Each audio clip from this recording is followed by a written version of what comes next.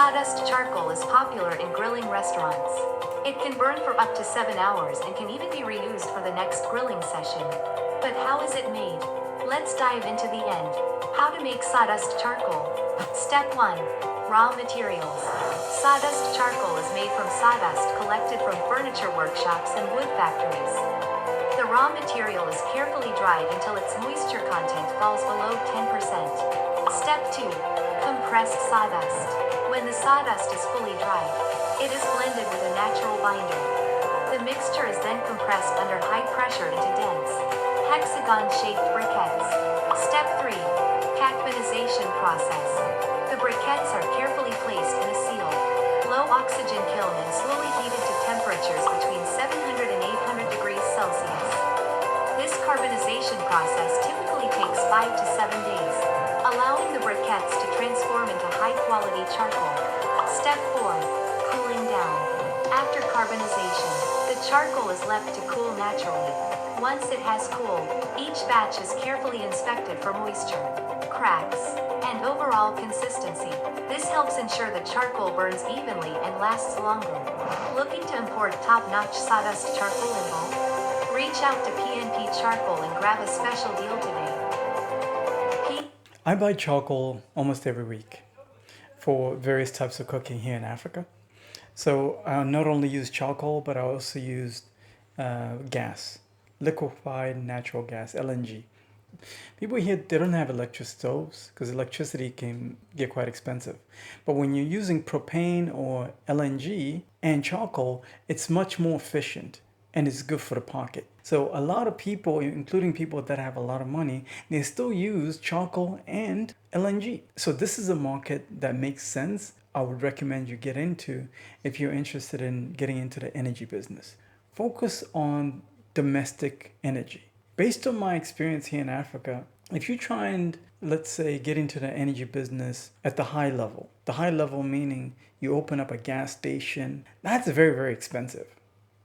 A gas station can easily run you $1 million, $1.5 million USD just to set it all up, not to mention all the permits, and it's highly regulated.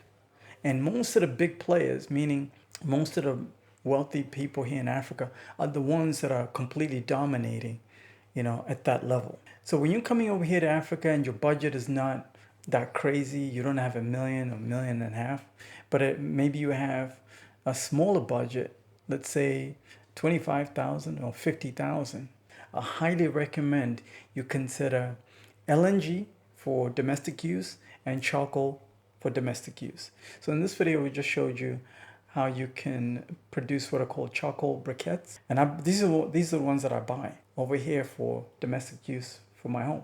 They're machines that can produce these. Let's have a look on the charcoal breaking machine, which can extrude charcoal or coal powder into charcoal rolls. This machine can make charcoal briquettes with different shapes by changing with different molds. It can match with a pneumatic cutter and conveyor in actual use for large-scale production of shisha charcoal. This is a testing video of the charcoal breaking machine for our Philippine customer who visited our factory last week.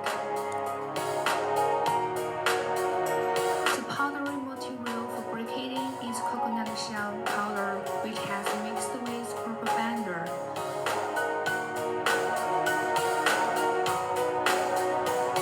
You can get a machine like this one in China. So let me show you. I went to Alibaba. So I typed in charcoal briquette making machine, and I got a couple of recommendations here. And the prices are not too crazy. So on a smaller scale, you can buy one for $1,500. I'd recommend you look for one that is around like $5,000.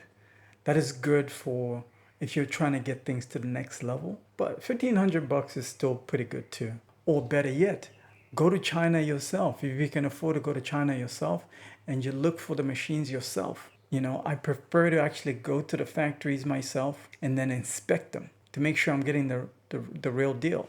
Because what you might discover is that this machine is going for $1,500 on Alibaba. Maybe it's only $1,000, at the factory. And then when you ship it over here, to Africa, depending on what country, you only pay maybe like $200. So you're saving yourself $300 just by being in China and inspecting yourself and purchasing it over there at the source. So it's not too difficult. So getting the machines, even if you wanted to order them or go to China, that's the easy part. Now, before I tell you what the hard part is, I've noticed a lot of people that are already in the charcoal selling business, they're not operating at the high level, operating very small scale. Like the guy that I buy my charcoal from, I don't know where he gets his charcoal from. Maybe he creates it himself. But you can come in and maybe like make $1,000 a week.